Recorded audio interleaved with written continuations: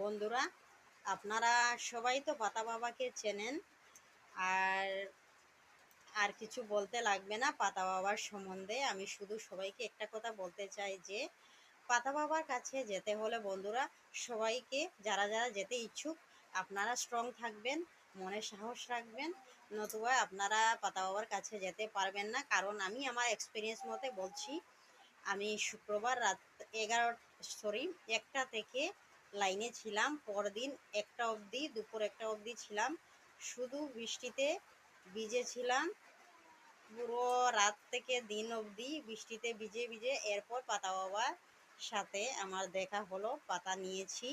তাই আমি আমার এক্সপিরিয়েন্স মতে সবাইকে বলছি যে ধৈর্য রাখবেন, মনে বল রাখবেন, নতুবা পাতা বাবার সাথে আপনারা দর্শন করতে পারবেন না, পাতা নিতে পারবেন না।